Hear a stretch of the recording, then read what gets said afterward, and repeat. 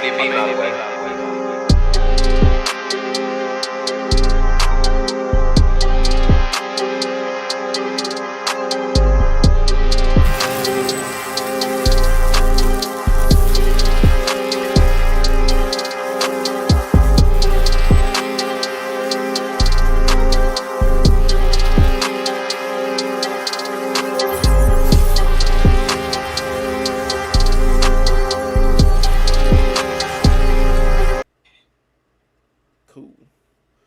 All right, what is going on, y'all? We are back with another episode of Blerd Buster, and tonight we'll be going over Demon Slayer. So here I am, it's your boy K1. Here's your co-host, Shalon. What's up? and tonight we got a special guest. This is a classmate of mine, streamer, podcaster, all around blerdster, the man, the myth, Mr. D20. Y'all, it's your boy the D20. Normally the moon hot. No worries, yeah. Yeah, I'm just gonna do it here. So, hey, what is going on, y'all? This is your boy K1. We are back with another episode. Tonight we bring you Demon Slayer Infinity Castle. So, here it goes. I'm your host K1, and this is your co-host Shalon. And this is our very special fry to the side guest here. It's your boy D20, your podcaster, your streamer, your gamer, the man's man out here. And I need a sword. Oh no, I am getting mine. I'm getting a couple. I'm about to have swords. No, I'm about to put a rack here, and I have a little Tanjiro, but that's something. But I'm gonna get to it. I'm gonna get all that. Yeah, because right. I need a couple swords. Yeah. Same. But yeah, D, I appreciate you getting on, man. Like I said, if you got something you want us to jump on or whatever have you, just let us know, because Shalon, she streams as well, so you can catch her streams as well. Hey, I gotta give her a follow. Mm-hmm. But y'all, this is it's your boy the D20 here, aka the remember the got that. It's on loan. So I will be disciple. I am the number one disciple for the night, temporarily. The will of the crest, the kindness, captain of Thunder God Pirates. Your host will enjoy. All right, man. I feel you, man. I don't know why I keep cutting out. It's like when you get hype. It's like when you get hype, it cut out. I don't know why. It does. It's like it's purpose doing that. Like, oh, he's getting excited. Being real petty right now. I'm saying, what this motherfucker. On Twitch, _D_20,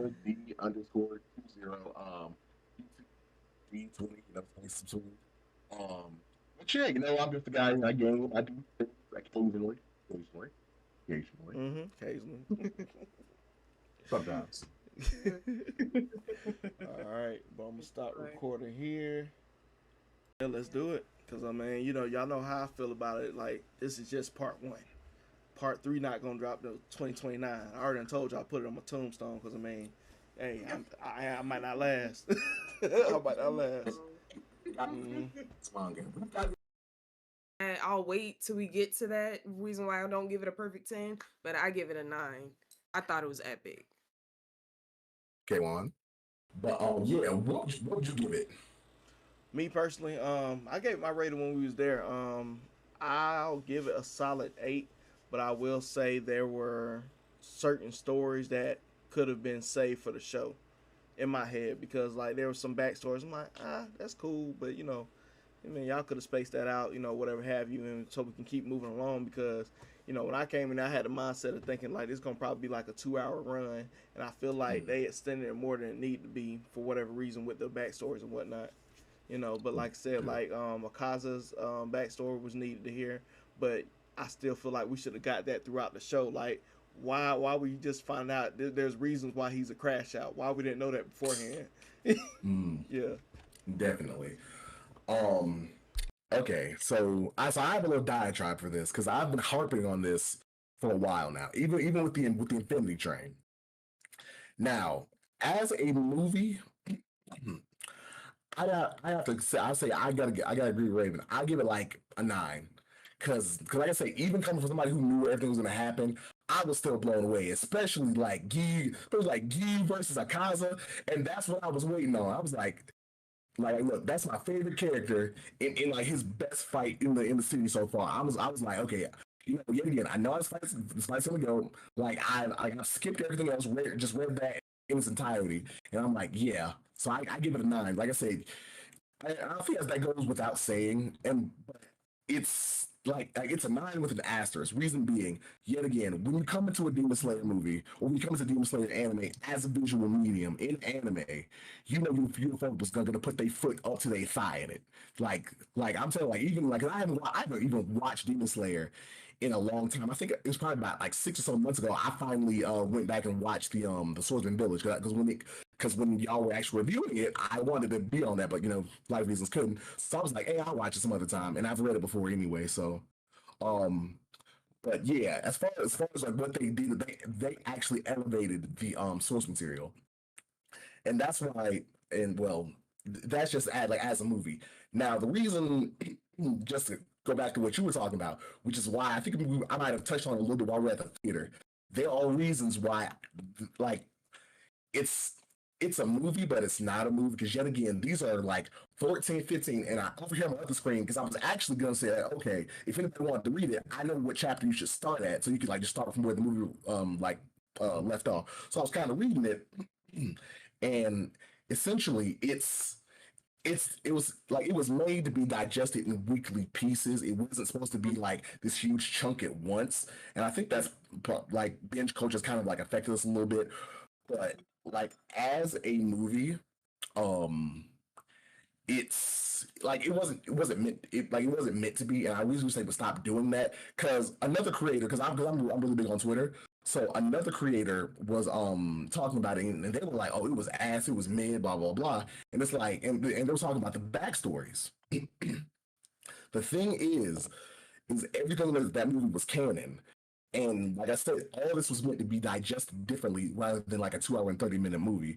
So that's why with any of Demon Slayer movies, I really think they should have just done like in the old days with like Naruto, One Piece, Bleach.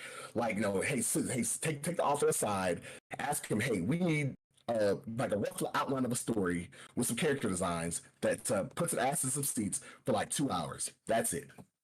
Yeah. No, So I agree. Oh, I'm sorry. Go yeah. ahead. Oh no, I was gonna say, and then that's like the main thing. Like it's a 9 with expectation. Like you have to Mhm. remember, it's if you're expecting like Naruto and Ninjas in the Land of the Snow, Naruto Miguel, One Piece, um, Film Z, or like even Bleach, Diamond Dust Rebellion. No, all of those movies they were meant to be however long they were. They don't have all this extra backstory. We're trying to get some asses, some seats, make a little extra money. That's it. Yeah. No, I agree with you. I agree with you too, K1. And I didn't want to jump too far ahead, but I'll just go ahead and say it. That's the reason why I don't give it the perfect 10. Just because with Akaza's the ending to me, it towards the end, it dragged on a little too much for me. Just a little. Not complaining at all because I thought we needed that backstory from Akasan, just in my opinion, just because I didn't know a lot of you know, his backstory and just the crash out and everything. It just dragged on a little bit too much for me. That is the only thing. But when other people are talking about, oh, the backstories, I'm like, honestly, you like you said, when you come into a Demon Slayer movie or even just the show, they have backstories. You already know you're gonna sit through the backstories. I Mm, enjoy them because I don't need action 24/7. I like to get lore. That's most important to me a lot of times in a movie. So, but again, agreeing with you, D20, you and no, Akasa's fight. damn. When I tell you I was about to stand up, that alone is a Surprised I made kept me fucking tame because I knew it was gonna be fine. But God, I'm telling you, you're vulnerable to the thigh, to the thigh. They put their foot in that motherfucker to the thigh every time. yes, Like, yes. Oh, amazing. because yet again, I kept telling K1. I don't know if I told you, Yeah, but the thing is, with that fight especially, I know we're going like really out of order. But yeah, in, yeah. in the manga, they were just in a room. All that, the towers raising, the them going from like roof to roof. That wasn't it. They boom. So like Oh. UFO stay footing some shit. Like I think they might to like it was just like the little dojo thing. And I think they might have went out of that like one time. Part just Dang. in one singular room, kind of like how Zenitsu's fight was. It was kind of like that. Most of these fights were just like just in rooms, like Yeah. like for the most part. So the fact that that was like they just like okay, it's still like I said everything happened, but they just like they like I said they just put the little movie magic on it. That like Yeah. that. But the fight bar word bar for bar, same thing, and they did they thing as they always do. Yes. Yes. Yes. And I'm so happy you brought up the dang, I think you were talking about the entertainment district arc. I rewatched that Tenjin with his fight.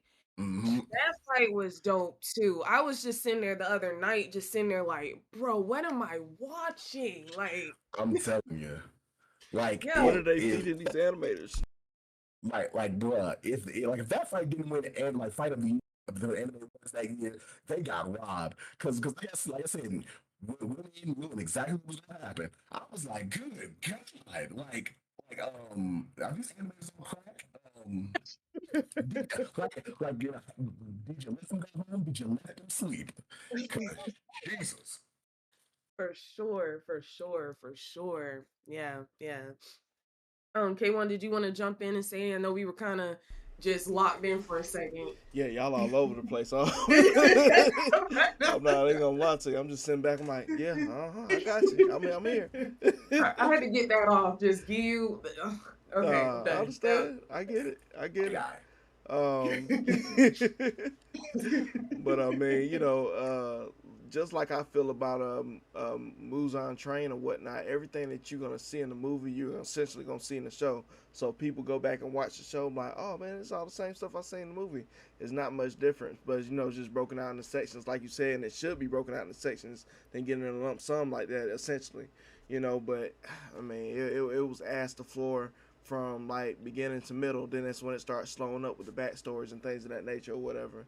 Because I mean, I'm over here got my mind into the show of it, and it's like, all right, they about to get him. Boom, click. Now y'all in the Infinity Castle. I was like, God dang, like, cause I mean, what's my man's name? Big guy with the Kyomen. Yeah, I mean, like he was putting work in. Like I was like, there's no way this man should have folded him. Like, what's going on? So, and then he running around just tearing through the city like it's nothing. Like, all right, boom, boom, boom. Let me get through this, boom, boom, boom. And he just looking for the real fight because he like, nah, this ain't it. And then you got the low ranks. They're leveling up. They were like, oh nah, we got y'all. Like, don't worry about it. We can handle these little niggas. Like y'all go get the big guys.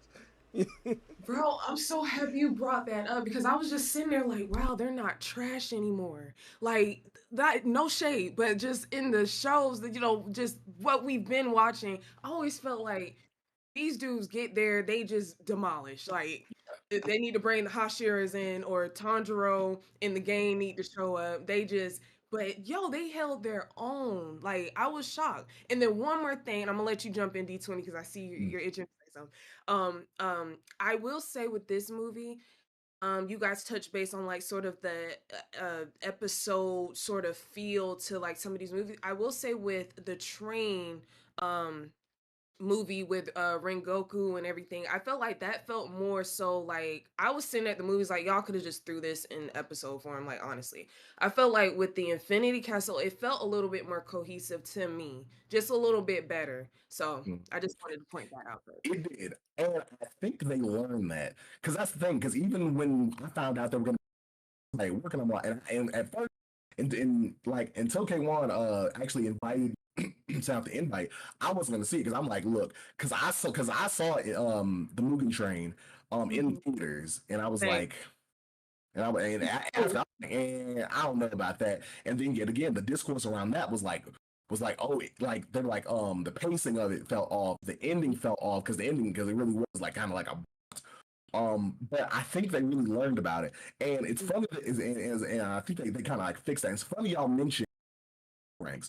Now, yet again, in the manga, they were there, but like that scene of like Himejima and I think it was the Tokyo or Uguru, when they were running, they were like, okay, we gotta fight these demons, and they jump out.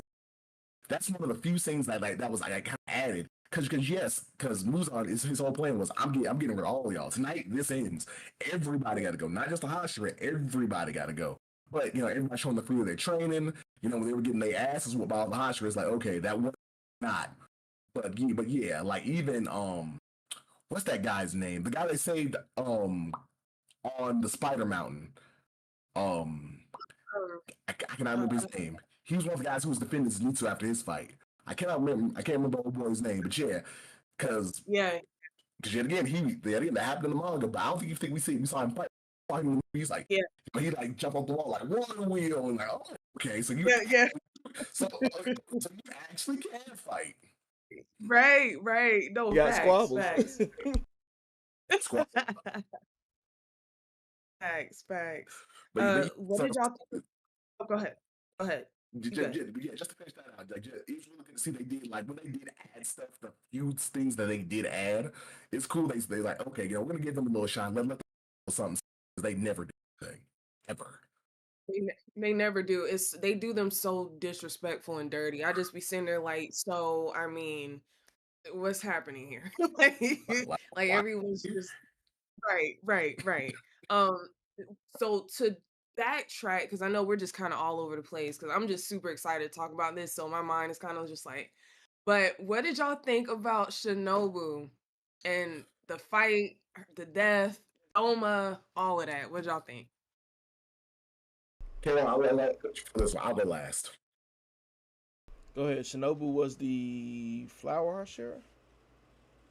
Insects. The insect, or but there's different forms of her thing or whatever have you. But yeah, so I mean with her fight, I mean, Jesus Christ. I mean, most times they say it's the quiet ones you gotta watch out for, but it wasn't like that in this case. And I was like, damn. She and my thing is, if you're going to avenge somebody, have a plan, like a plan in place for real. But it seemed like everything she did just wasn't gonna help. And I'm just like, damn, man, like why y'all got cook her like this? Because I'm seeing that she moving and everything like that. I'm like, okay, so she might do all right, So then they get to the final ends of it. She's stabbing Buddy in the ceiling. I'm like, oh, okay, bet. I'm good. We done, right? Right.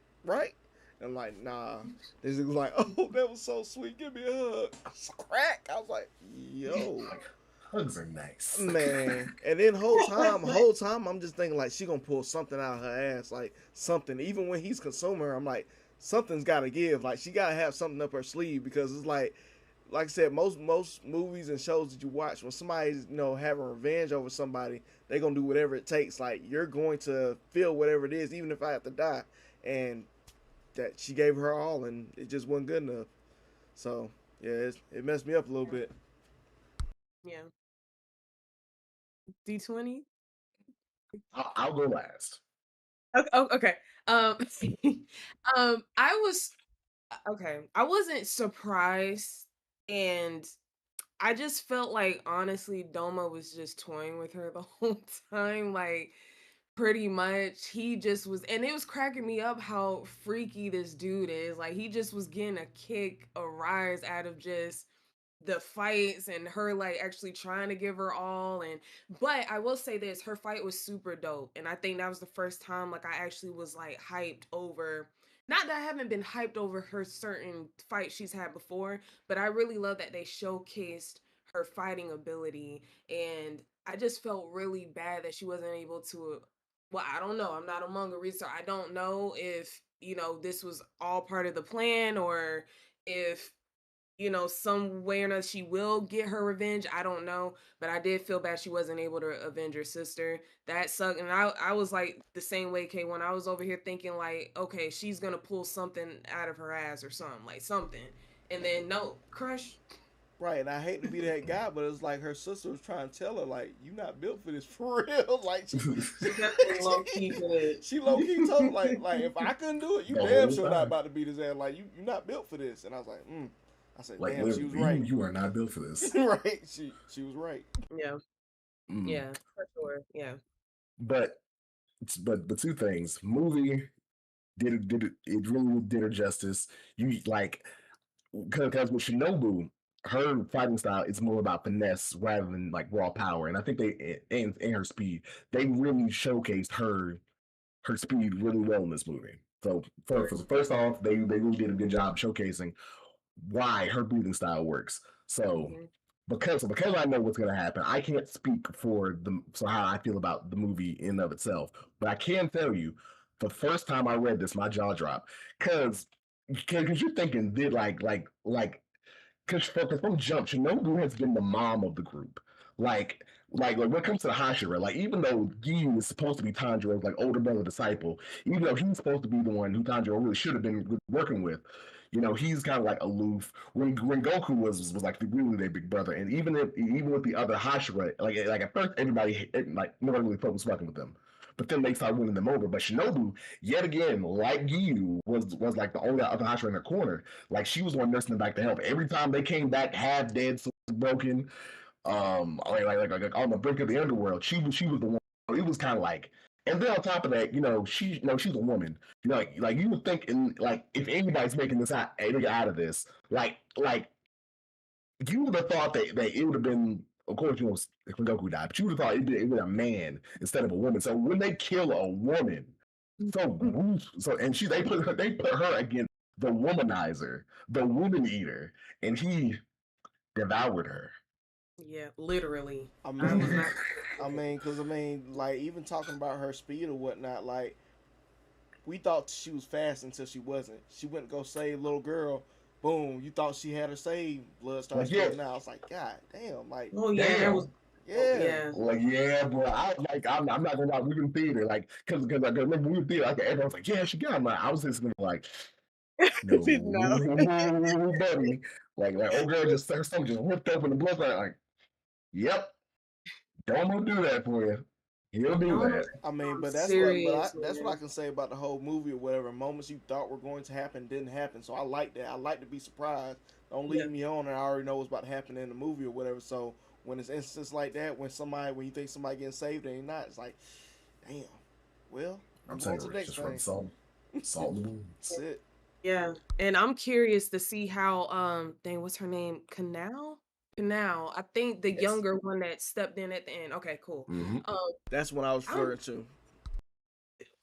Is she gonna be all right? Cause I'm trying to see how this is all gonna pan out. I was just like, dang, you sure about this? But yeah, because I'm like this. If your OG couldn't do it, then I don't know how much hope you got. But I mean, their forms are different. So with Kanawa, hers is flower breathing, and Shinobu's is insect breathing. So she might have a one up. Okay. Who knows?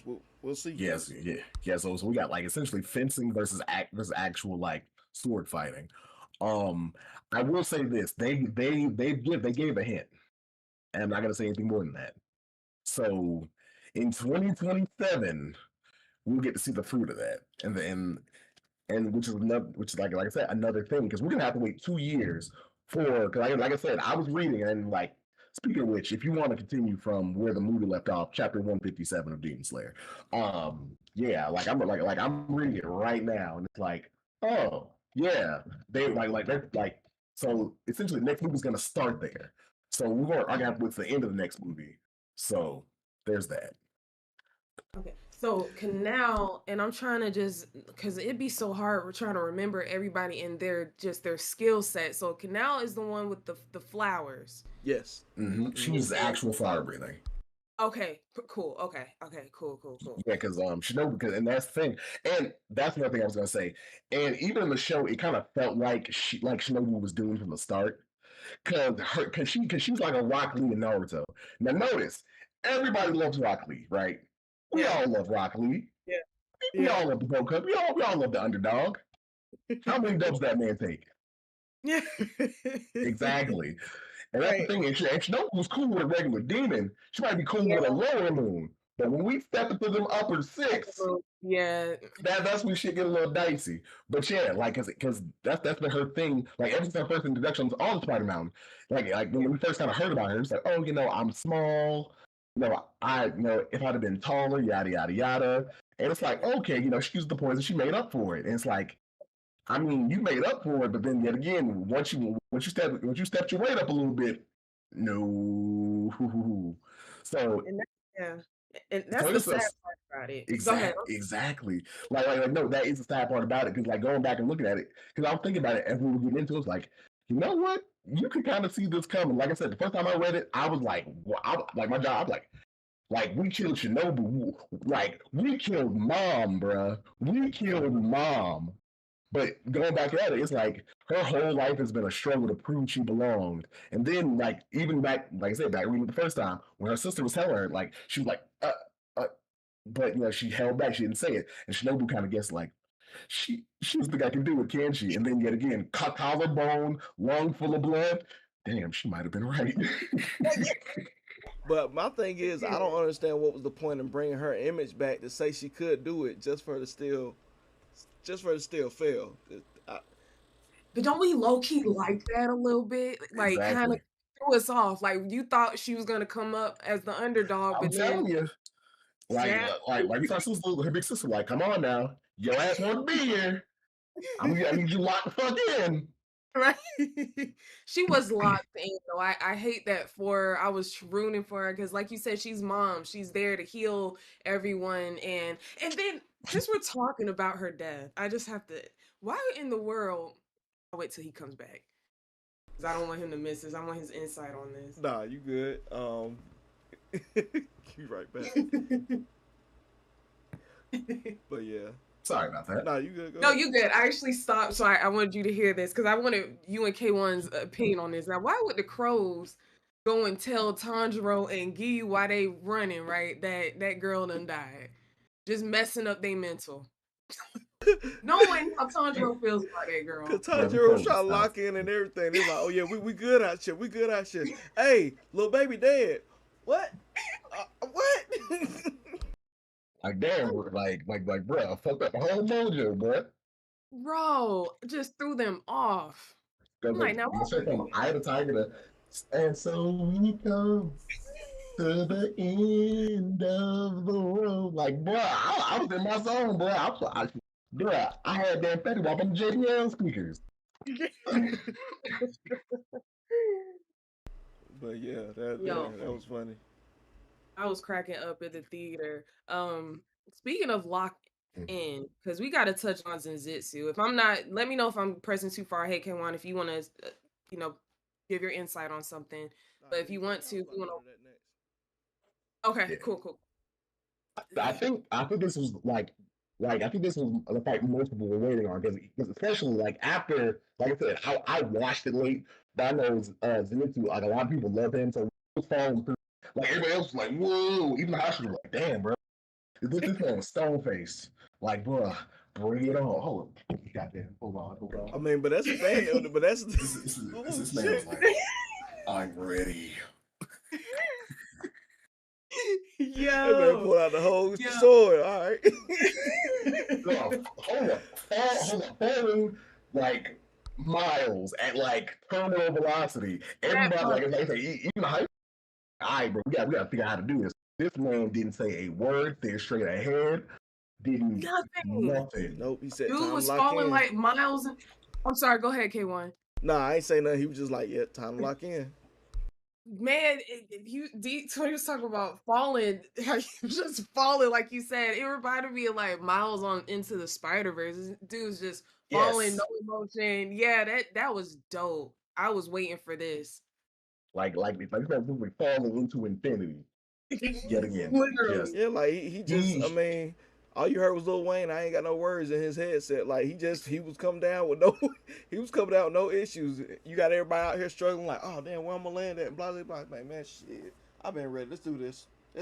I got bro wasn't thinking of no landing strategy, no nothing. Like, bro, like no where am I? I'm like, what? Like he's like, yeah, hold on. He's like from Cusco, English Groove, bring it on.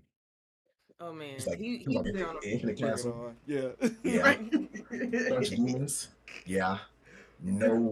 He was like, we don't know if we're gonna make it out of this. Yeah. Bring it on. right. Yo. I mean, essentially, but I mean, we saw that going into the movie. Like even in the show, we saw where he was getting to the point where he wasn't giving a fuck about nothing. Like he there to do a job. He's built up everything he's had to this point. And then once we get to the end of everything, like how his fight ended, it's like, yo, okay. I'm telling you. And I don't know, just with his fight, because I'm not gonna lie, Zenitsu was never my favorite. Was never my favorite character. Like, I find him annoying. I'm not gonna lie. Like, I find him super annoying. And every arc, because he has one of the coolest breathing styles. But it's like, dog, what are you doing? Like, he had these flashes of cool shit, but every other time he's either running, he's either chase the skirt, he's either screwing his head off or something. And arc after arc after arc after arc. And then even the manga, like I said, knew what was going to happen in the blah.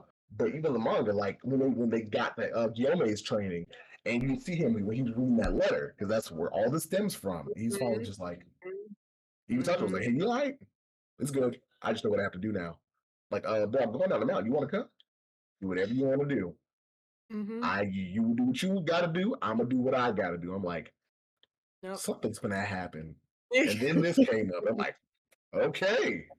Yo, he was locked in from that very moment. Like you said, when he read that letter, it was a wrap. He was on a mission. He was like, listen, I don't even care no more. I'm just here for one thing only. Like, my dude was locked in.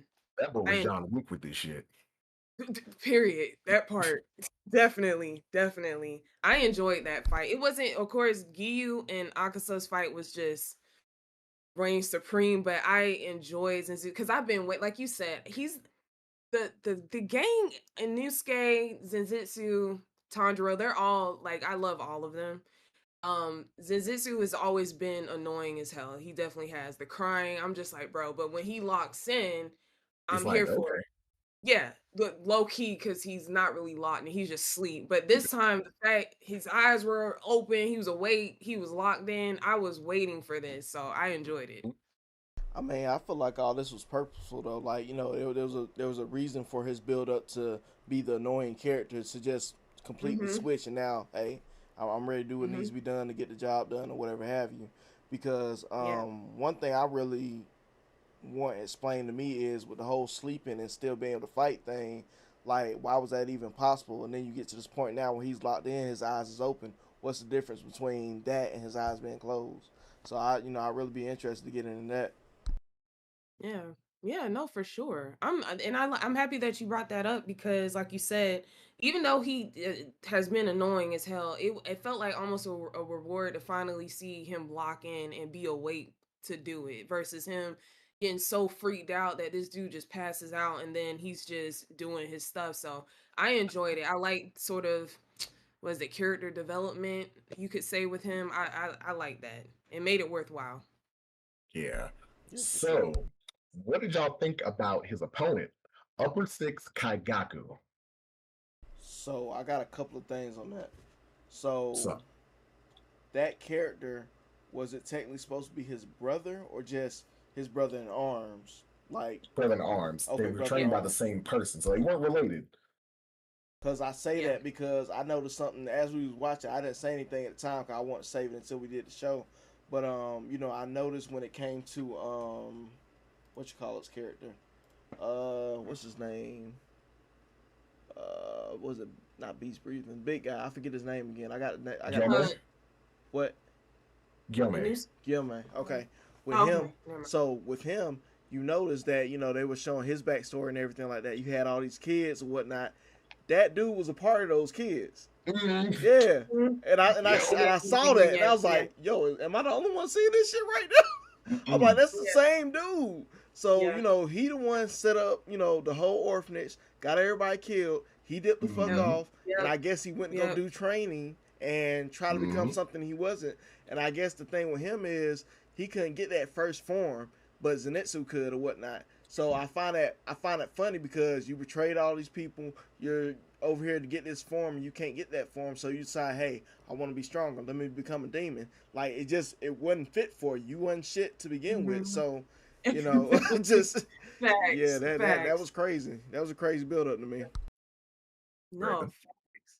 Yeah, no facts. I K1, you pointed that out because it, you know, sometimes you watch shows and you forget.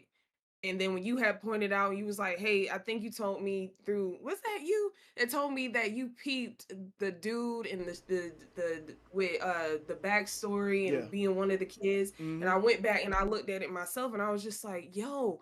And you Me too. never and you never realized some of the stuff that you miss. And I'm like, yo. And then honestly, going back to him never mastering the first form, that made so much sense to me because it's like if you can't master the basics, everything else is just gonna be fucked up. Like, just quite frankly, like it's always just is gonna be off. And the fact that Zenjitsu was able to master the first form, but he got like shit from people about it, like, oh well, you just know how to do one form. Well, dude, he mastered the first form. It's a foundation. Now he can build up to that, but you missed the whole first step. And everything else is off. So I loved to go back to your question. I liked him. I thought it was like the perfect like sort of villain type. Like it's like, oh well, it's almost like he. I feel like in a way he was envious of Zenjutsu in a sort of type of way. He felt He like was. you're right, and he felt like you're not you're supposed to be beneath me. Like I don't you're not even on my level, and like you think you can compete with me. Like so I loved it. I loved his whole villain story. I loved the backstory. I thought it was sad that Gramps committed. I don't want to say the word just in case we get monetized or we're not even monetized. But you don't want to get blipped. Yeah. So that was sad, and I thought it was crazy that old dude didn't even care. Like, just like, yeah, I liked him. I thought he was a dope villain. Yeah. Like Kagaku was excellent for Zenitsu because yet again, one master the foundation, one other master everything, but one yet again the annoying one because it's funny because a while back I was watching a video about Demon Slayer and it's like that whole, like at least besides Tanjiro, his companions they're supposed to be annoying. It's like Mhm. and like Zenitsu like a he's kind of a skirt chaser and in those cases just himself, Yeah, he but was it's like clowning. like exactly. It's like and look at Kagaku. He's very prideful, very apparently very formal. So Yeah. so yet again down to their core. But Zenitsu had all the friends, but Kagaku didn't. It's Mm-hmm. and it's like it's a sad story to a point. Like because it's like it's like for whatever reason you were just born without the ability to appreciate stuff. Because it's like yeah you want to be Gramps' number one student, but you couldn't be. But Gramps still considered you like a precious disciple, and then even Zenitsu looked up to you, which I'm glad they fought because like I would back in one of the times when he was throwing the pizzas Zenitsu he kept throwing them pizza. I'm like, bro, if you don't steal off in this man's jaw, do something. But but it made it tragic. Like you had the ability, you had a Hashira, a former Hashira, you, which is not something everybody gets. You had people around you who admired you, but you still just couldn't appreciate it. Yeah. And just going back and that thing, and he had that whole like old boy was saying when they were falling. Yeah, it's like some people are just born with holes. You want too much and you get nothing. And then with his death, Zenitsu it's funny, like he added a new form, that Sun Thunder Dragon or whatever it was called. Yeah, Yeah.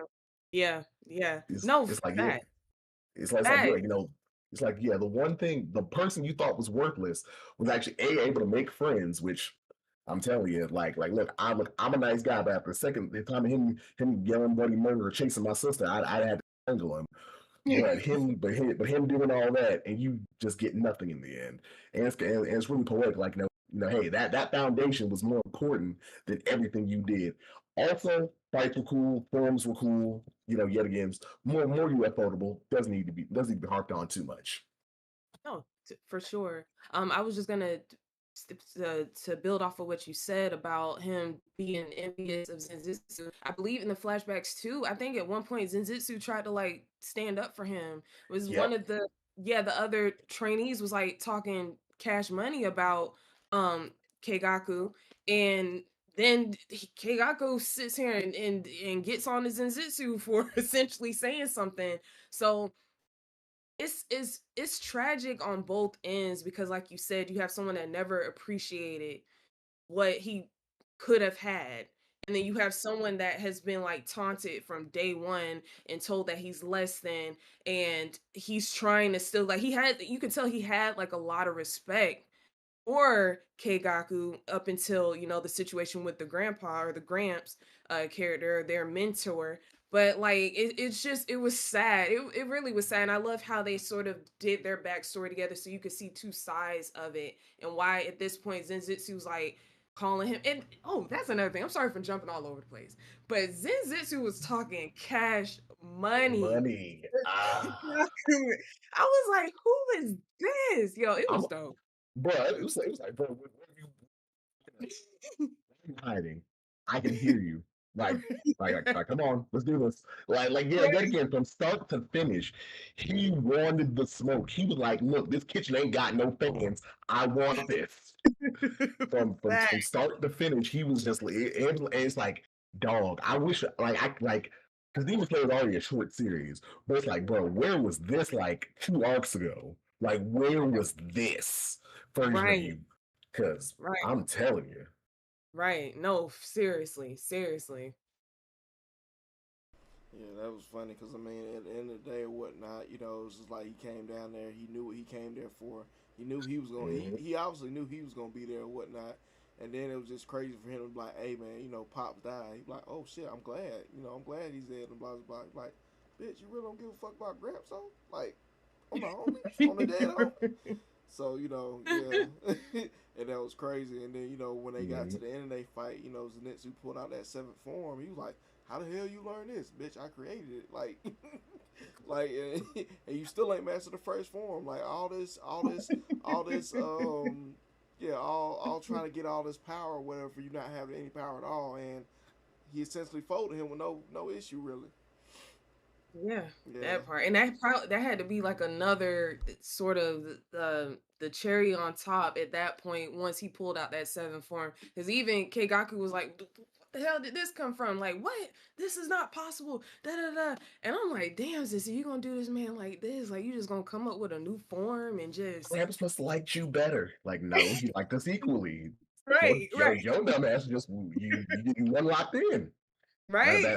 That's your damn problem. You weren't locked in. It was a classic Cain and Abel. That's all it was at the end of the day. It was a classic Cain and Abel. Like, y'all were both loved equally, but for some reason one felt otherwise, felt like they weren't loved as much, and felt like, hey, you got to go or you're not on my level or whatever have you. Yeah. Instead of them sort of coming together and helping each other rise up, it was like you always got to have that one. But did y'all also peep? I forgot the dude that be with the lady that is I think she's subdued right now by Muzan, but the demon. I know who you're talking about. I can't think of the boy name right now, but yes.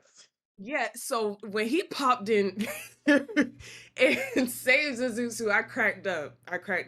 But the reason why I brought him up was, I don't know if y'all remember or peep that he said if old dude trained more Keigaku, he may have killed Zenjutsu or had the upper hand. I thought that was very interesting too. Yes, because that's the thing.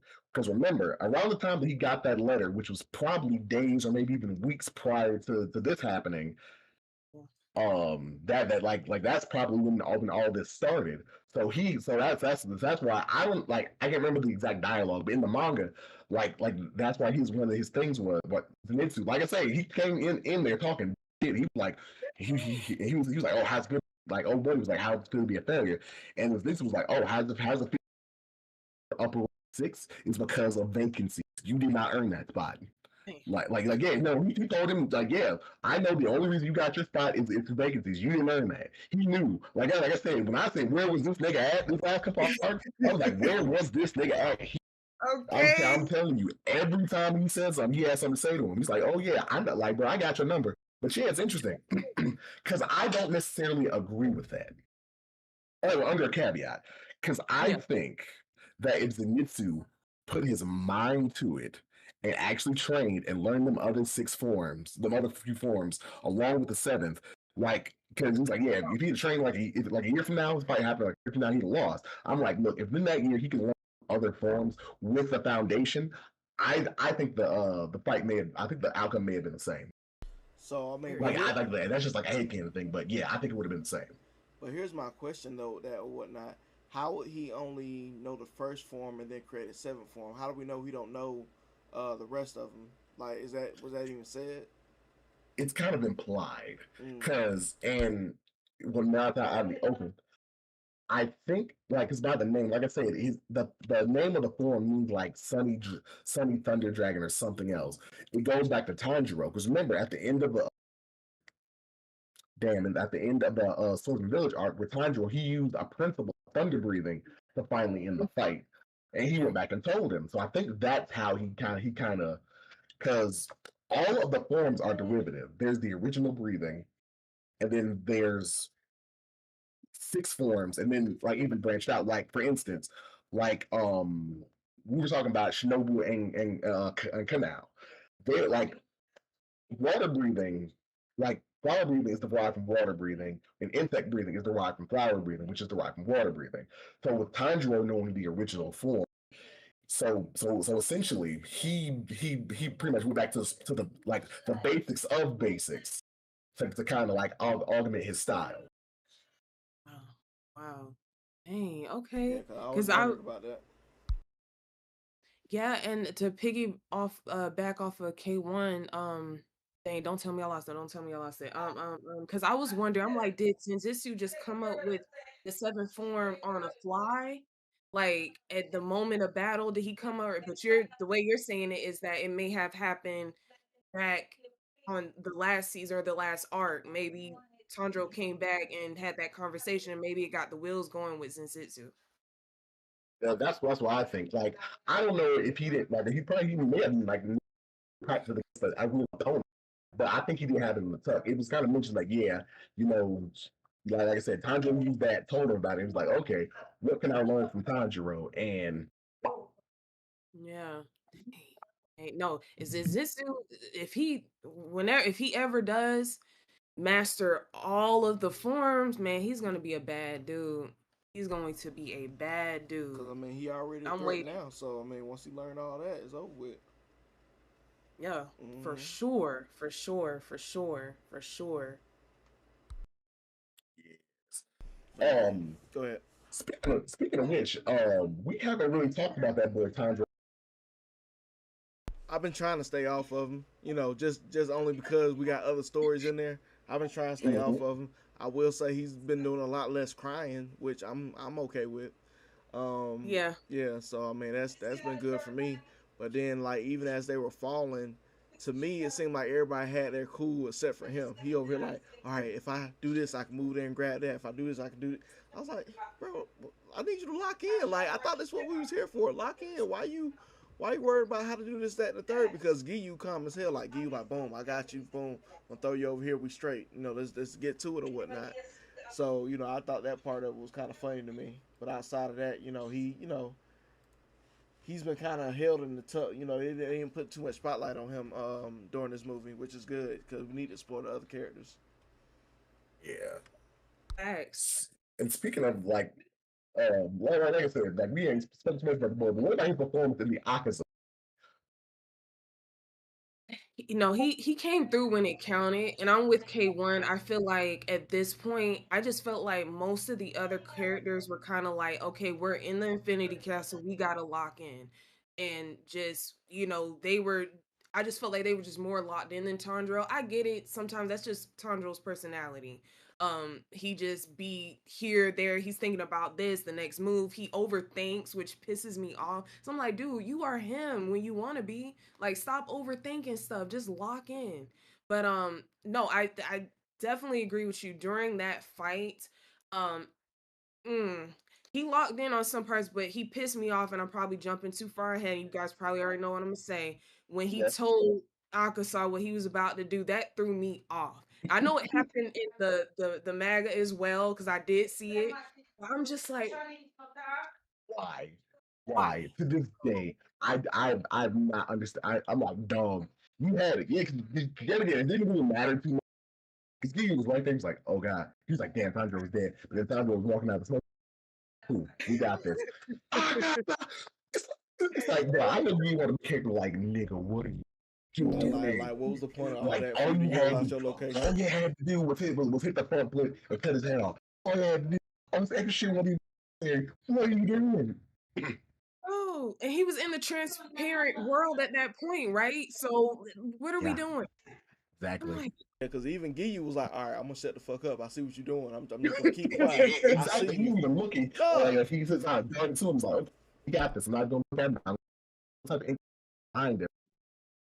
And he just said it and ah, this nigga said, excuse me. I'm telling you, I was like, Jesus Christ. And yet again, it was like, I knew it was coming, but Jesus, why did you do this? I did see somewhere now. It just maybe if we can give our boy some grace. I did see that maybe he did that because of the fighting spirit thing with Akaza. Maybe that was his way of like getting rid of some of that. I don't know. I'm trying to piece it together and give him the benefit of the doubt, but I don't know.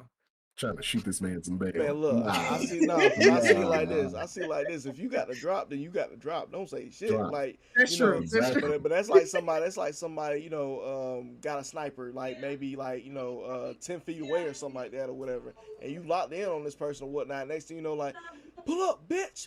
Bow. Like he gonna have a chance to, like he gonna have a chance to move. Yeah. It's like, sir, just take the shot. And also, what about that flashback? Things Flashback like his like that. dad. Sanjo was like, fifth flashback, yes. Yeah, man. Look, I was I was in there saying the bear. Man, that was When he crazy. said in the theater, I was dying laughing. Oh yeah, K1 had me cracking up the whole time. I was cracking up with the commentary, bro. I was cracking up. Yeah, it was a lot going on, boy. It was a lot going on. But nah, bro, no, because that man Tanjiro was a bad man. You have to think about it. He was 10 days from death. They had them bells. The bear didn't even reach the bells yet. He that bear. This man warned the bear, which I'm like, I don't know why you wanted the bear, but the bear's gonna look. But this man Had took a whole conversation with him. For real, and took a single hand axe, sliced that motherfucker's head clean. With barely even movement. Like it just was like nothing. Bruh, that man's arm was like this thin. On top of all that. And then not him talking to the bear beforehand, like trying to reason with the bear. Like I guess the bear could understand him. I don't know. Maybe he can. I've seen crazier things. Like, so that bear is hungry. How he chopped his hair off. It's clear he ain't understand none of what he was saying. Cause right.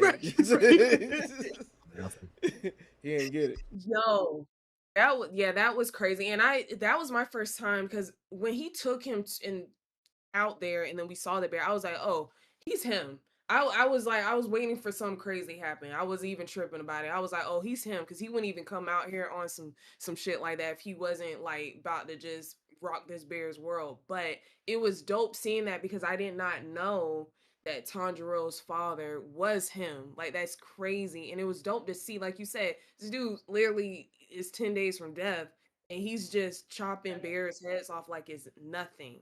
Nothing. Not a damn Yeah, thing. I seen that shit. I'm like, yeah, nah, I might have to switch to black and orange. I don't know about this green and Right. green and black no more. Right. What did you guys so since we are on talking about Akaza now, how did y'all even though we touched on the fight with Giyu and Akaza, I wanted to touch on Giyu finally getting his Demon Slayer mark because I almost freaking stood up in the theater and ran around that shit because that was crazy. I've been saying this all week, man. Giyu, he a pure Virgo. Like it was a minor inconvenience that got this man to get his doggone mark. A minor inconvenience. My back hurt. It's on now, bitch. Like just what?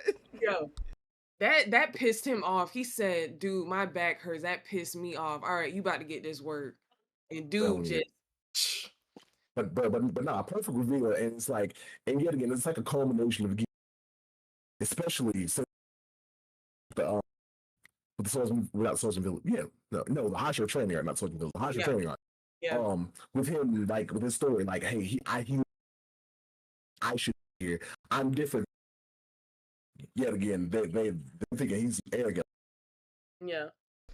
but I mean, yeah. him get, No, I was just gonna say let's expound on that because I mean everybody really felt butt hurt when they was like he's saying he not like us. Oh, he think he better than us. No, he making it clear like nah, I don't feel like I deserve to be here. You know, I shouldn't be the water Hashira. My boy, you know, was the one that was supposed to be the water Hashira, and I was trying to pass that down to Tanjiro, but he don't want that shit for real. Now he trying to be a fire Hashira, so he didn't feel like him, even though he is him essentially.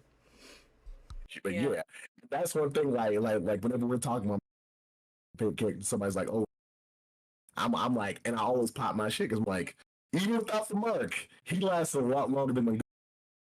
It's like it's sound design been bad, and like she was like, he's like out real bad. Shit, man. That's like, that's like that's like the only thing I'd have changed. But nah, that I was like, yes, it's here, bro. But yeah. I don't know. Sorry, I was letting you know you was coming out real bad at some points. I don't know what it was. It's like when you getting hyped for some reason. It's just like, hey, nah, we ain't listening to nothing he talking about. So I don't know.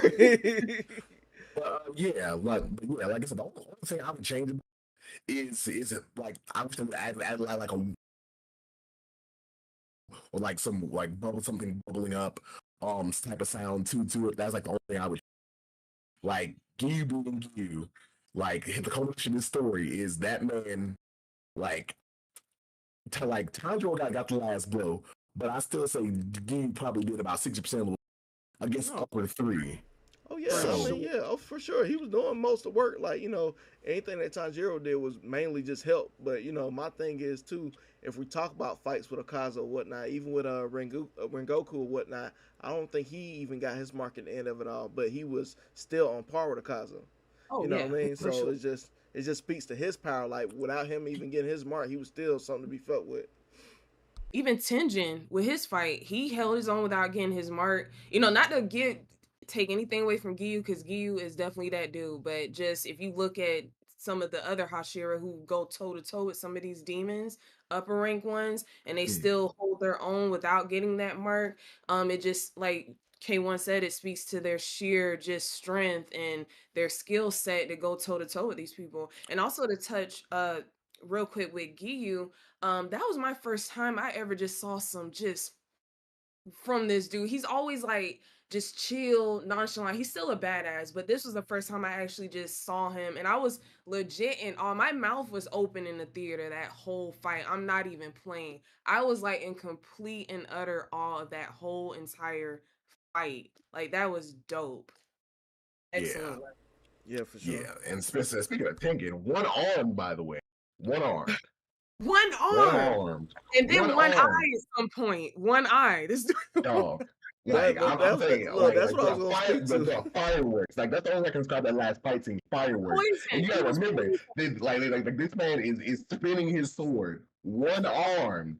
Like he can't got one blade in the mouth, one going. So yet again, that look, there's reasons man got 3 wives, bro. He popping his shit. We popping his shit. That shit pop. And dying from being poisoned.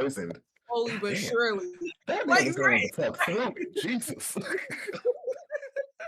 man is going through it. Best fights I've ever seen in anime, man. That was dope.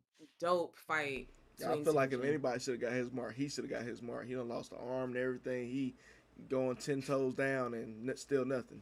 But walking around without an arm, still training folks, and still being able to beat everybody's ass with one arm. Like they like, man, he only got one arm. He whooping our ass like this. Yes, get your level up. If you doing that with one arm, get your level up.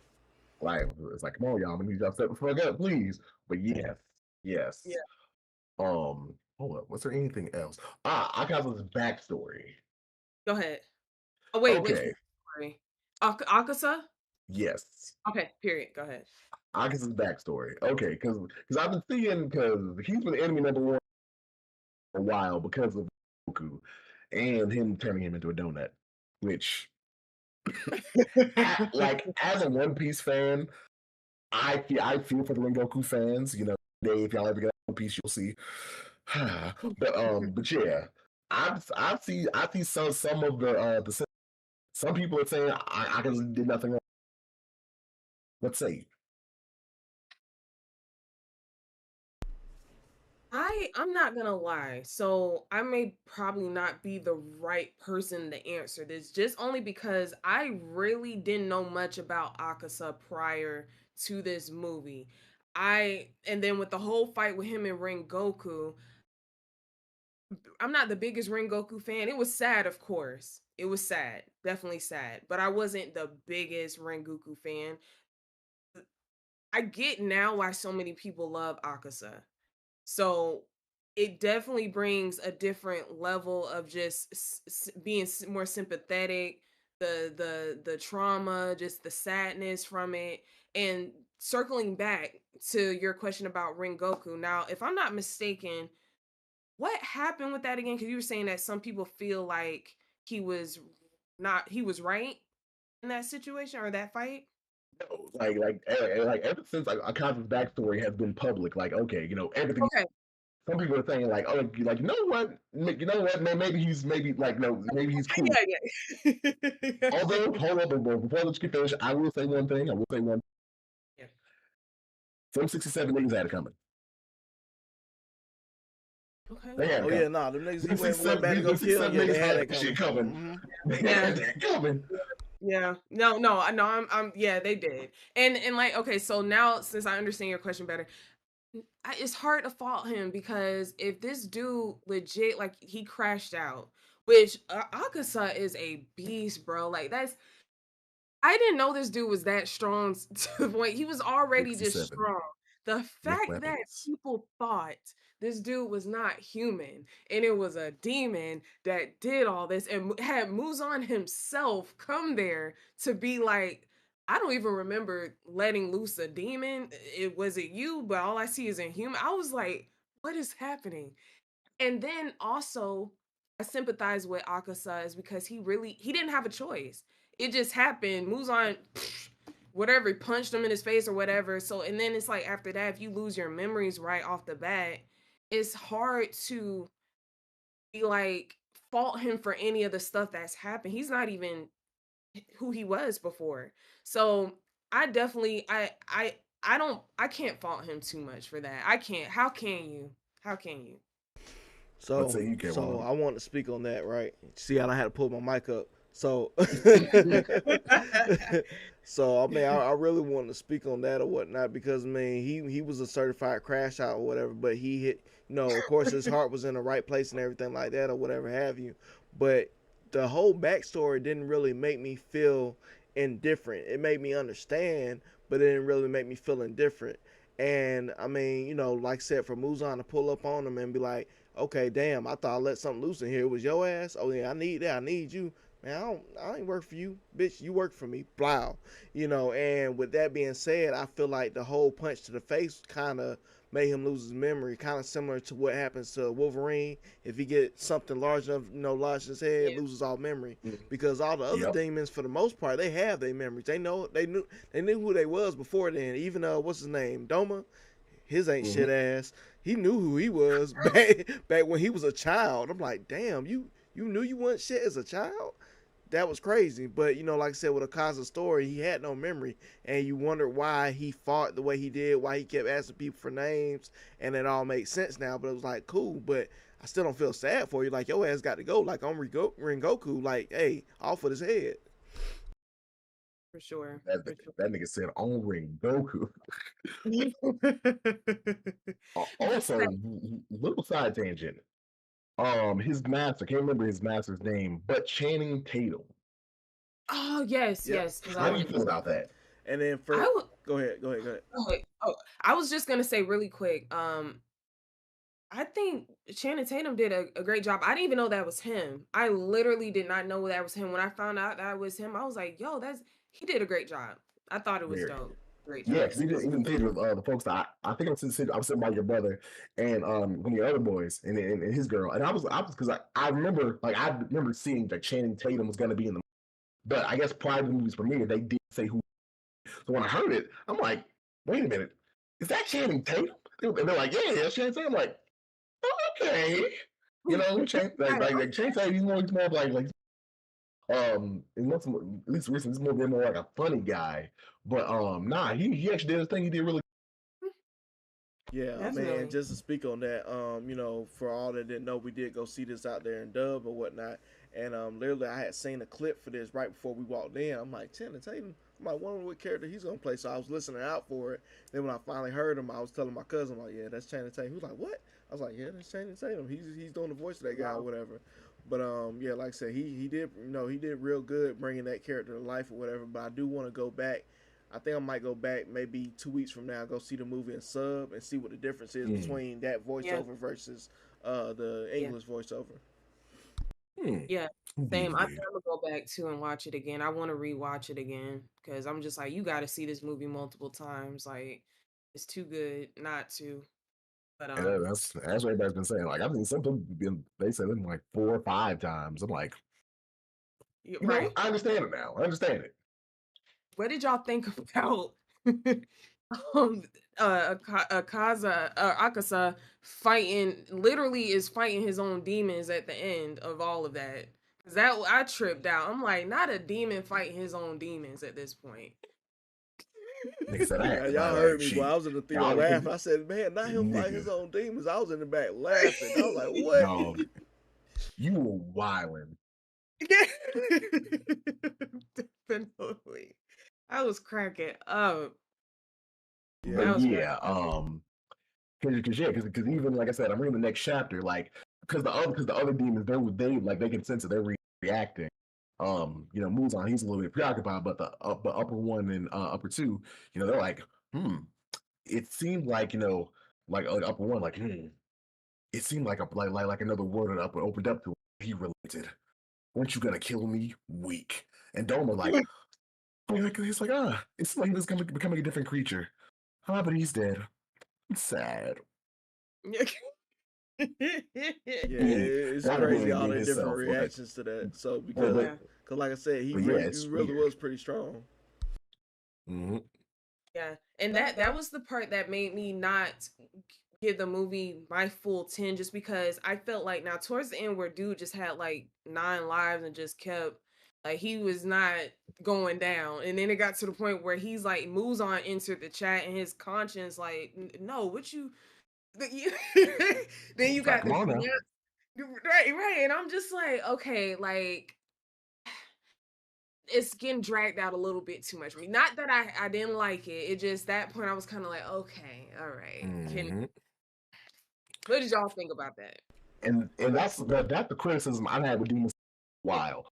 Like, because like the original Upper Six, Daki and her brother. Like God, it's like bruh. Because I remember like it's like I say, like if you ever get a chance to say, it's like I said, it's not like it's definitely not a good. But I would definitely say read it. It's really enjoyable. But especially in a manga panel, when you and like chapter after chapter after chapter, the boss demon won't die. It's like damn. Then the original like Upper Moon 4, when that thing was shrinking, doing like he had like 4 different bodies, like and that's just a criticism of Demon Slayer. Like, oh, I get these are Upper Moons. They're something different. Maybe they have their own little twist, but it's like, dog, at a point, it's like, let's get this shit the fuck over with. Damn. Yeah. Yeah, for sure. I mean, like I said, even with those previous ones, had they been there in the castle, oh my god, they probably wouldn't have got out of there alive the way they used to run. But I mean, like I said, when we get into it or whatever, when they finally did chop his head off, like I said, most everybody like, okay, yeah, game over, right? That's it, right? Yeah. Nah, he's still going without a head. I was like, huh? Like, even Giyu was in there like, bro, nah, you breaking the rules. Like, we chopped your head off. That should be it. You like, nah, I don't want your head. I don't want that throat. I don't want that shit. I'm with your friend. I'm allowed to switch. Yeah, he was not going down. Then he turned himself into Swiss cheese. And it's just, I'm just sitting over like, bro. I think if y'all probably remember, one chick in the movie theater was like, and he's still walking around. I'm like, Yeah, bro. like we get it. Like you said, D20 is like at some point it's like, okay, we get it. Can we just like they Yeah, gave us so much backstory on Akasa already. I was satisfied. If they had just trimmed a little bit more of that towards the end, but I didn't know how prominent of a character he was until at the end where they kind of had his, I guess, send off and it was just super epic and dramatic. And I was like, okay, I get it at this point. I still feel like they could have trimmed it down though. It was just a bit much for me personally. yeah, Yeah, because I mean, Yeah. everybody was trying to guess what was going on because there was even a point where he walked to like I guess the window or whatnot, and somebody's like, "Oh, he's going to the sun to off himself." I said, "Where the sun down there? There ain't no sun down there. What's going on?" He But was going people were trying to guess what was happening or whatever because like I said, he wasn't dying. So when he finally got to the point, he basically had to ask his body, like, "Bro, let me die," because you got Muzan trying to pull him back in, like, "Nah, bro, you said you want this. Come on, keep fighting. You can go or whatever." right. So Right. that was just, it dragged on longer than it needed to. When he finally died, Yeah. the crows were singing their praises like Tanjiro and Giyu Yeah. killed Kaz or whatever. Whole time Zenitsu not getting no love. The crows ain't cheering for that man. Speaking of which, bro, that was fucked up. I forgot they. I'm like, damn, they really did. He said say nothing about this man going one. Nope. And they Nope. hold him on that Nope. one. They definitely. I'm like, man, come on, y'all done announced everybody else victories and deaths and everything. Just left my man's out, but all right, that's cool. I don't know what happened with that, but Yeah, but overall, it but was I just go ahead. no, I was just gonna touch base on just when finally, I guess so I saw on social media that they were saying one little part with Akasan and his fiance. He had pretty much they had told him, well, you can't come with us to heaven, and she made him feel okay, like, hey, I'm gonna go with you to hell. And I guess that's why they all burst into flames. And I thought I didn't even peep that in the movie, so that's why I like going back and looking at stuff because you get a different outlook. But I thought that was crazy because I thought demons could make it to heaven. I didn't, because there's been some uh demons that have passed away and they end up being reconnected with their loved ones. So I guess I don't know if Akasa just pretty much did too much damn damage, and God was like, no, you got to burn in hell for whatever you did. But that kind of threw me off too. I didn't know. I mean, cause like I said, going back to saying he was a crash out before all this. So before he got to where he was happy and living his life and stuff like that, he was a menace to society. I mean, granted, he was Yeah, doing what you he right. did to. Granted, he was doing You what he right. did to save his dad, but then dad ended up hanging himself. I was like, nigga, he he did everything to make sure you was all right for you to take your scrawny Right. behind and hang yourself up, which I think it's capped to me because I don't think the man even had enough strength to wipe his ass, let alone hang himself. So I just Right. I don't get that point. that like, look, ask him the real questions.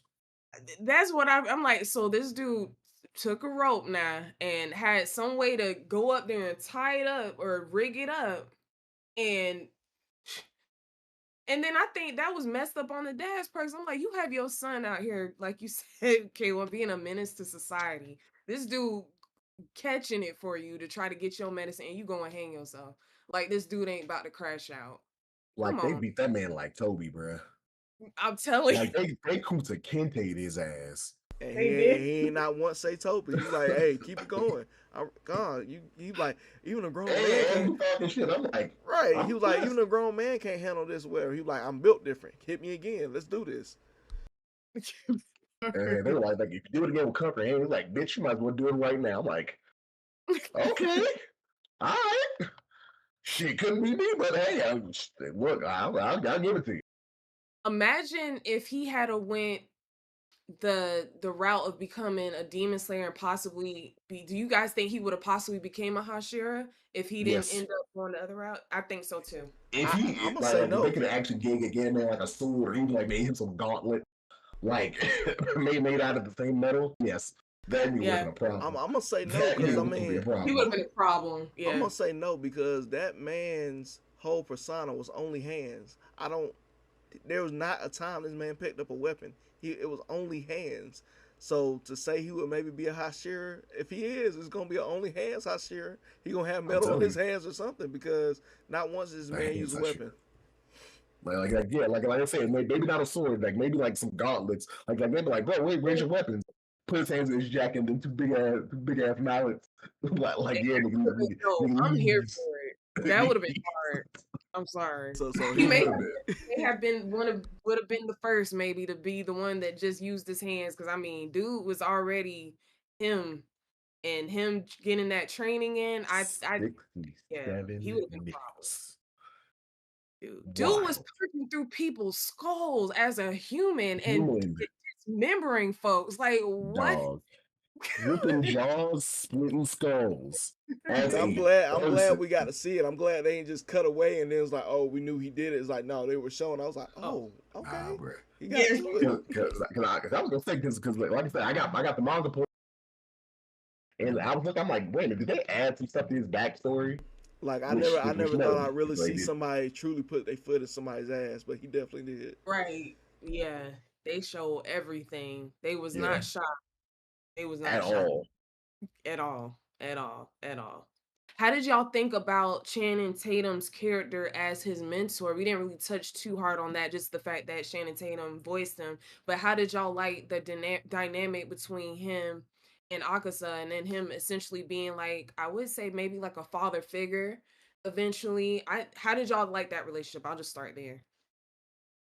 For me, I mean, it was a real father and son relationship in my eyes, or whatever have you, because he thought he was him until somebody put him in his place.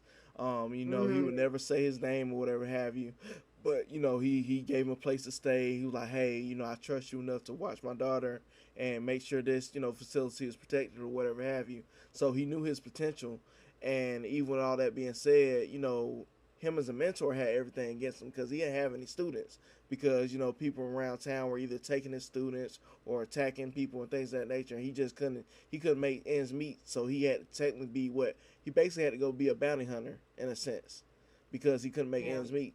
So I just feel like there was a story that could have been set for him as well, because he was struggling. So yeah. And there was just like to piggyback, like, and it's another place where Kaigaku, Zenitsu's brother in arms, and Akaza were alike, except where Kaigaku couldn't accept that kindness, that boy being filled. Akaza, we really tried. He's like, I got my family. Hey, I might not be rich. I might not be the strongest around. I don't care. I got what I got. But then it got taken from him. That hole just got big. But yeah, I really like out the dynamic, like, because it felt like he had an actual father, like. For sure. And hold up, yeah, there we go. Yeah, his own true dad was more like his patient, but was more like he was his caregiver. That he wasn't really his son. But this person, like, he didn't have that burden of taking care of that person. So he's like, oh, I've been missing. This is what a father is like. It's like to like really have somebody and not have to sacrifice. So yeah, it was really good. Yeah, and I'm to touch on that as well too, is definitely because it was like, I think for the first time too, Akasa didn't feel like, he felt like someone trusted in him and gave him responsibility and like poured into him. He wasn't getting that. People just kind of looked at him as scum. Like, all you do is steal. You had someone that like showed him the ropes, beat his ass, showed him the ropes, gave him responsibility, trusted him. And I think that really made him be like, wow, I have an actual real family. So like you said, I think it gave him a chance to really change sort of his ways. But then once he had that taken away, and he, like, at that point he has nobody, so his crash out was very valid. At that point he's just like, fuck it all, like, I don't have anybody anymore. And so that's, to me, what I was like, dang, this is just, dude has just had a sad life. Crazy. Yeah, for sure. Yep. Because, I mean, like I said, with all that being said or whatnot, and then, like I said, to go back to what you were saying, Shalon, about the whole his fiance coming down and basically they both burned in hell. I wasn't for sure about that at first when I saw it. So, but I do feel like he went through so much, but then, all that time he's been there and he's lost his memory or whatever have you to finally get it all back or whatnot and then end off there. I was just like, okay, I mean, I guess this is a happy-ish moment but like I said, to your point, if they did indeed go to hell, I ain't gonna be too happy after that. So I mean, I don't know. I don't know if it was a heartfelt ending or, I don't know. It's hard to say. Yeah. I mean, the good thing is, like, look, if they're doing the Buddhist depiction of hell, it's not permanent. If it's the Christian depiction of hell, yeah, get comfortable. Get comfortable. Oh man. Dang. So I don't know if I'm jumping too far ahead, but I was interested in what are y'all looking most forward to in the next movie with the other fights? Because I saw the lineup and they fighting. I was gonna say, if you don't mind, I could. But I probably shouldn't. Is it a spoiler or? No. Well, like I said, I'm not gonna tell you like what happened. I can tell you who's fighting. Okay, yeah, go ahead. They gave us a lineup, so it's not really a oh yeah, because of course Kanao she finishes her fight with Doma, but she gets some help from who haven't we seen? Oh man. Hold on, I missed what you were saying. My bad. Inosuke. No, I know he need. Yeah, he got to get. I don't know why I couldn't get that. Yeah, like because remember this whole movie. I think we saw him like one time, but yeah, don't worry. But before this whole night is over with, that boy Inosuke and then Upper Moon 1, he has technically 2 separate fights. The first one's a much of a fight, but he really takes on Wind and Wind Hashira and Gyome the Stone. And that's who I'm waiting to see. Like, oh, I'm locked in on. That's what because that dude is gonna be a problem. Like I can say, you don't know the hat. No, you don't. Hold on. Well, they kind of said it, but remember, he used to be a swordsman. I know. And in the Swordsmith Village with the doll, and they said they gave that doll 6 arms to replicate how the dude was in real life. Yeah, it's even then, that was only like what 10% of his power, or something like that. Yeah, so he about to drag them boys. They're like, and the funny thing is, there's a twist there. I'm not gonna, like I said, I'm not gonna spoil it, but yeah, it's like he's who I want to see. Like I said, like Giyu's my favorite character, and I love his fight with Akaza, but he's the one.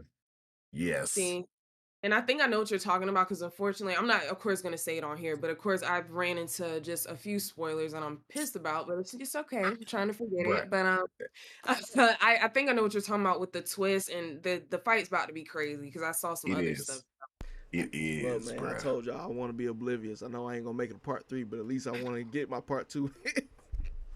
Yeah, because I was pissed when I found out. And that's the thing, bro. I'm like 2 years, like okay, I'm thinking maybe like around this time next year, or maybe even like the end, like January of 2027. But it's looking like we're probably gonna be here around time too. Like, bruh, damn. Yeah, I'm mad about that too. I'm like, does it really take that long? Like, I'm gonna let them cook because it's like, hey, put it out if it's right. But like, dang, this is gonna take. I just don't want to wait that long. Years. Hey, they feeding them animators, man. They feeding them. Let them cook. Yeah. It's like, all right, and then and yet again, because I'm thinking like, okay, they aren't gonna actually. I'll actually go see it. So it's like, okay, I actually have to like I'm not gonna lie. Like the only thing that I was really like kind of looking to in this movie was Giyu versus Akaza. The part that I'm really next one. This next one's crazy. Oh, I know. It's about to be crazy. That's the one I'm waiting for. Literally, when they showed him at the end and he barely lifted his arm to slash, and all everything. I'm like, bro. Like all them pillars gone. I'm telling you, bro. That man, Coco Shibo, that man is a well, that's his demon name. But yeah, that man. And they like just design is amazing. He got Yeah. 6 eyes.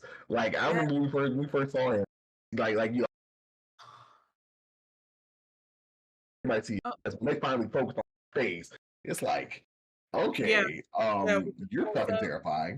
Like, and them shit. And I don't think I make a blank either. So he's always like with just 6 eyes. Like, hi, Yeah. what are I ain't you two messing. doing? I ain't missing shit.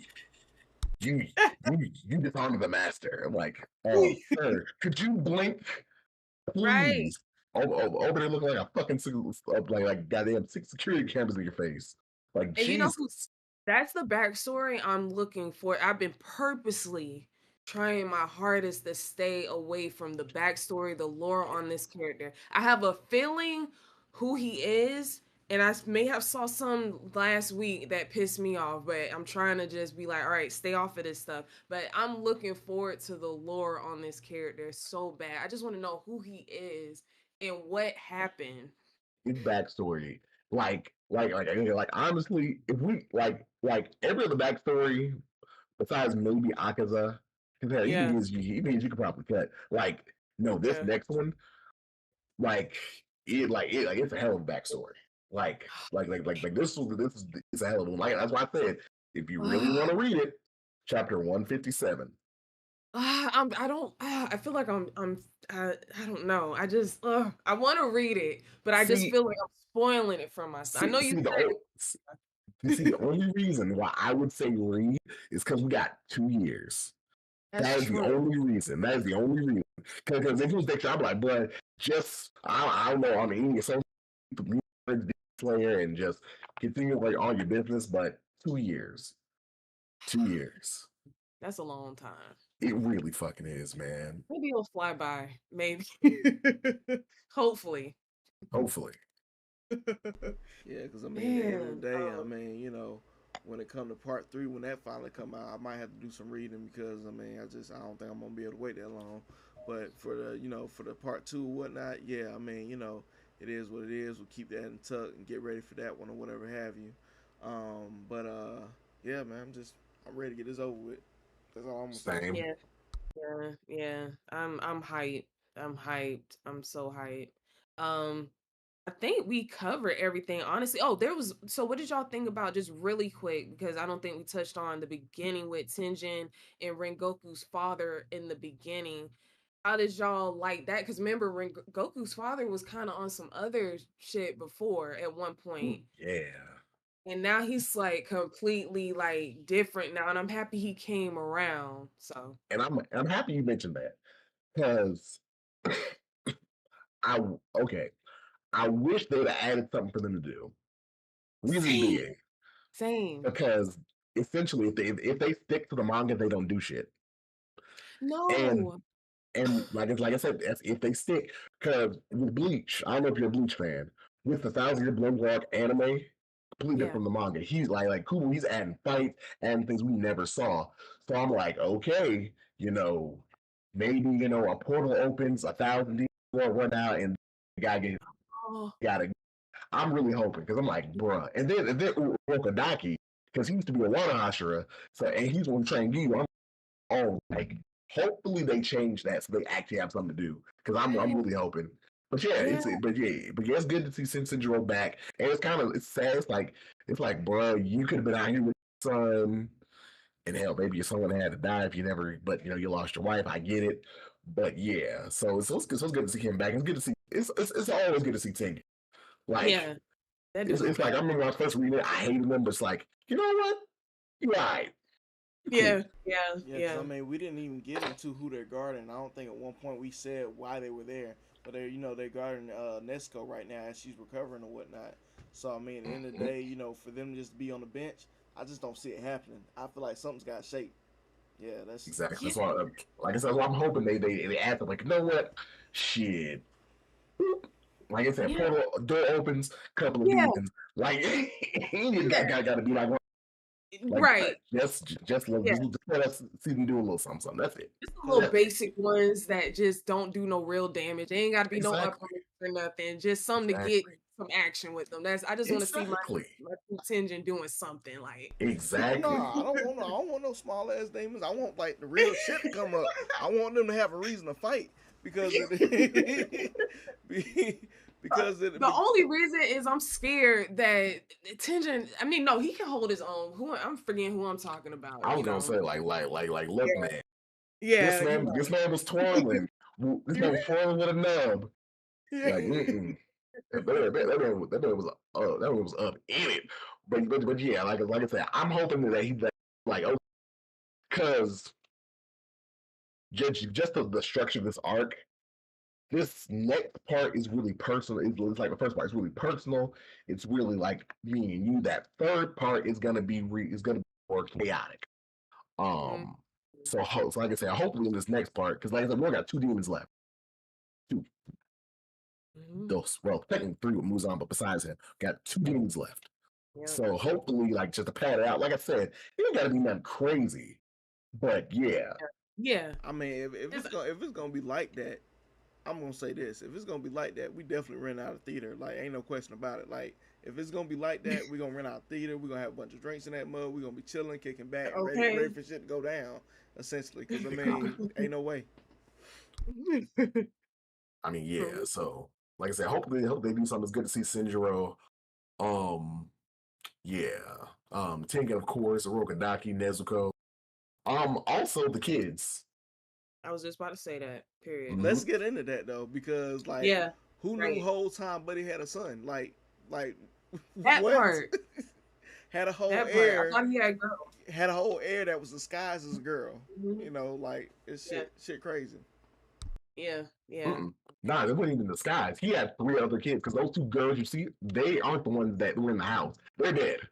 Yeah, he had 5 kids. No. Yeah, no, I know about that. Yeah, he got like 5, 6 kids total, right? Yeah, 5 kids. They hid the son because, of course, you know, in the old times, like the son is your heir. They had 2 younger daughters. But hold up, and this man Ubuyashiki, I think it is. This nigga is crazy as hell. He was like, I'm gonna grow up me, my wife, and 2 of my kids just so I can get your ass. Nigga's a fucking demon. Nigga's on demon time. He's like, you know what? That's a sacrifice that I'm willing to make. That's crazy. What do you think? That was a good move on his part? Or was it a bit much? I mean, that's the thing. The wife, I can maybe understand. The kids, I'm like, nah. But as Lil Wayne is often one to say, let it all work out. Yeah. I mean, at the end of the day, I mean, he did deal a significant blow to Muzan or whatnot. He did everything he took to put him down so they could get through, and you know, because he said it's gonna be a fight.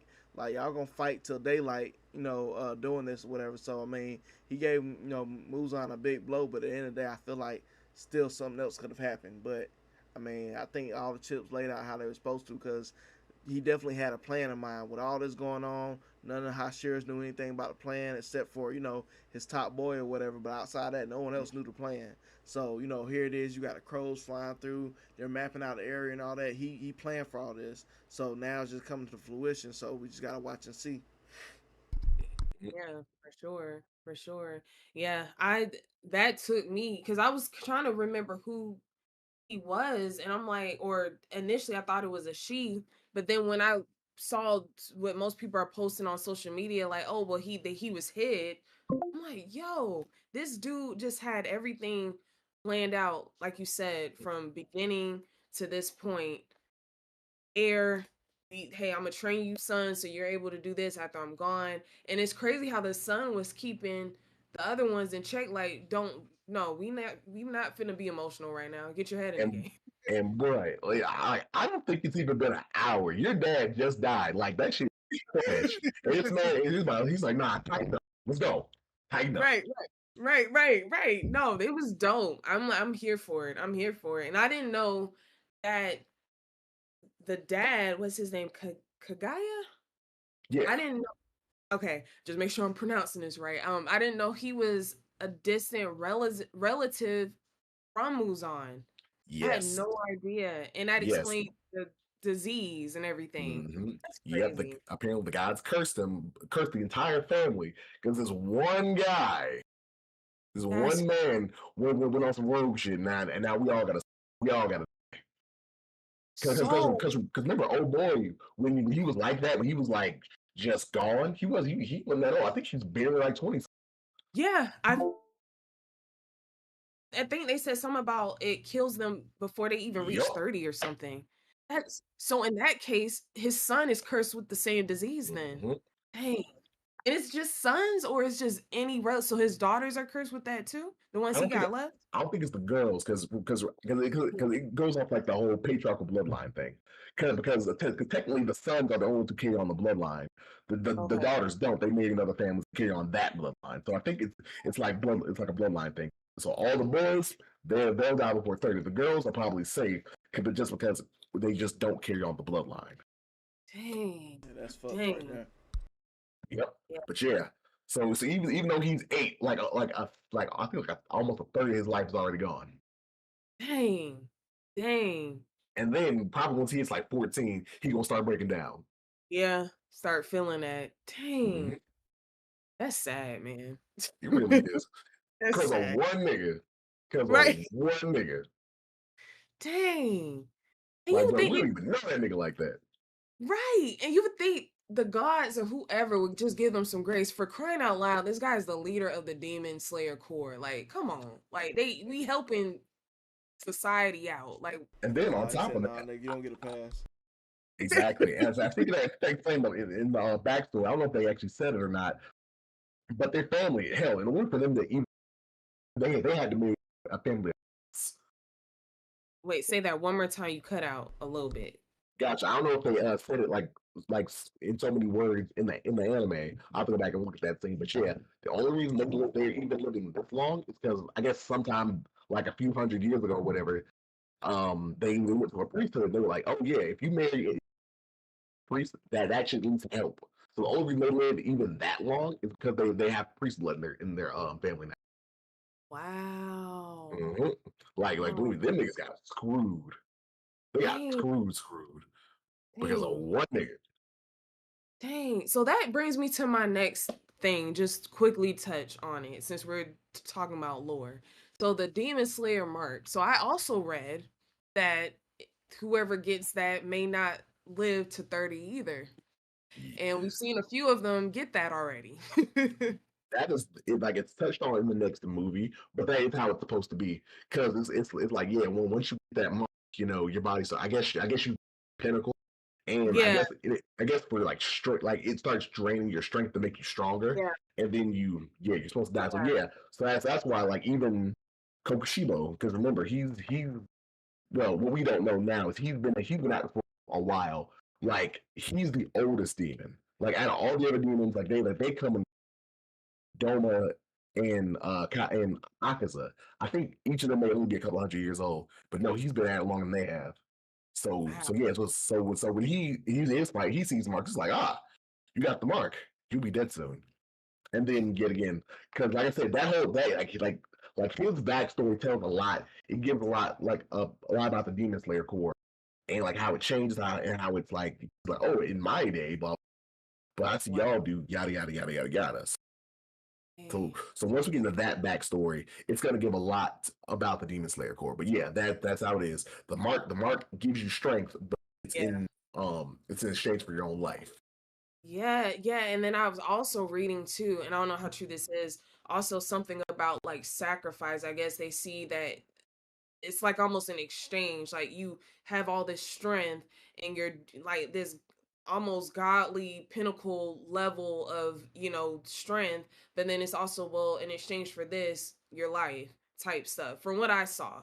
I don't know how true Essentially, that is or if it's in there, but well, that's speculation. Like unless they add something in, Okay. but that's essentially what it is. Like yeah, no, like at least in his day, he's like, hey, Yeah. if you get one of these marks, y'all motherfuckers like he's like yeah, back when I like motherfuckers start getting marked, they start dying. So essentially, you like I said, you get stronger, but you still words. But that's kind of what can be inferred. It's like okay, it'll make you stronger, but it's gonna kill you. Oh, Tanjiro Giyu. I Yeah, forgot strength who is else. Shoot. yeah, strength is a Captain double-edged Mark. sword. Yeah. Mm-hmm. Yeah. Dang. Yep. That's crazy. Yeah. I like I said, 9 out of 10 movie for me. I'm gonna go see it again. You know, I think everybody should go see it. If you're not an anime fan, shit, hell, go see it. It's a great movie. It's a good time. I'm not gonna lie, because like I said, when I was on Twitter and shit, people, oh man, the 90, it's 90% filler. Well, the flashback. I was like, and I'm not gonna lie, bro. I was thinking of texting you like, hey, I might come, but my wife, she was like, man, you should go. I'm like, you know what? I ain't seen niggas. It'll be good to get out the house for once. Yeah. Sat my ass down to the theater. I was like, yeah, I'm glad I came. Definitely glad I came.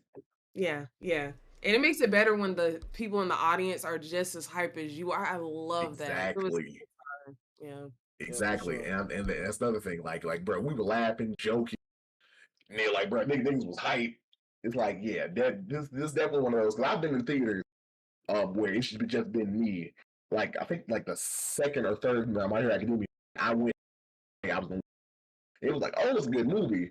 But when I saw the first one, the movie was a packed theater, and Deku started going off, and we're all in there standing up. It definitely helps those. So yeah, definitely try to go when you got with your friends. It's a good time. Yet again, there's a lot of talking, but that's Demon Slayer. They did in the regular episodes. Yeah. Like just go with the expectation of you're gonna have to see somebody's sob story. Mm-hmm. Come on now. Yeah, For sure. But I mean, at the end of the day, like I said, we enjoyed it. The experience is definitely, great to have. Like you said, in a room full of people that feel the same way about the same thing that you're watching. The worst thing you can do is go see something like that or whatever. You're in there with people that don't know what's going on. They just watching to be watching it, and you basically sitting there by yourself. You can do that at home, but when you go there, you got people standing out.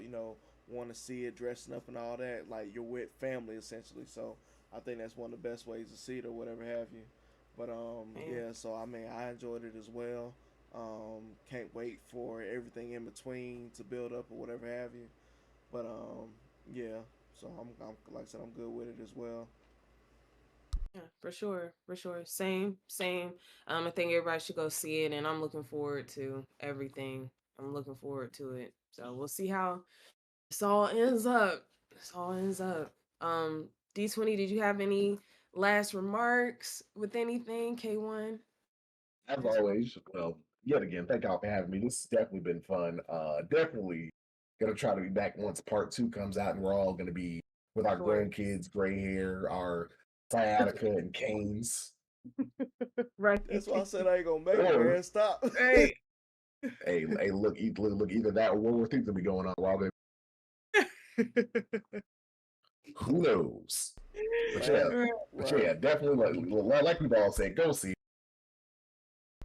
But yeah, Blerd Buster podcast. Thanks so much for having you, boy. Yeah, for sure. Thank you for coming on. Yeah, no problem at all. Last thing I want to say though, all the scalpers, y'all can kiss my entire ass.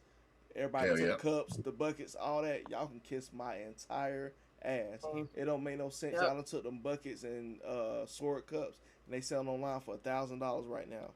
Versus, this crack. Y'all can kiss my entire ass. Like y'all fucked up an experience for me. It is what it is.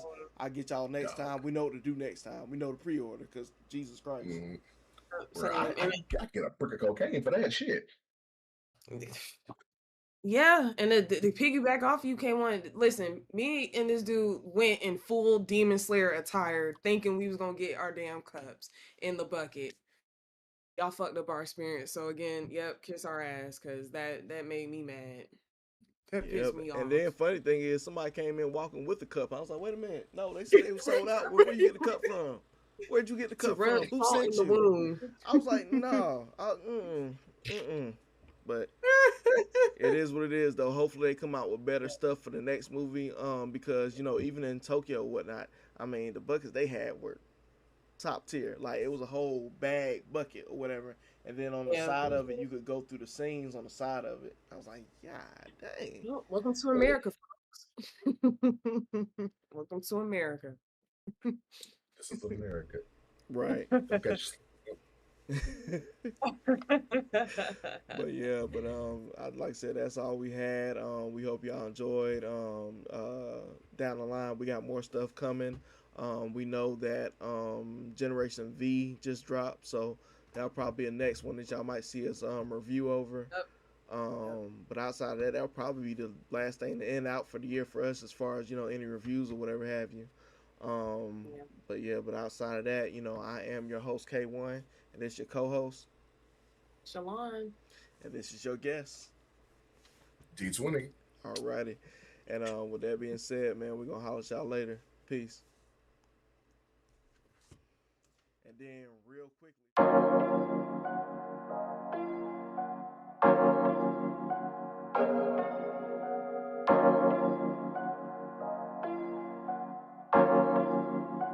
What you looking for? Something to eat?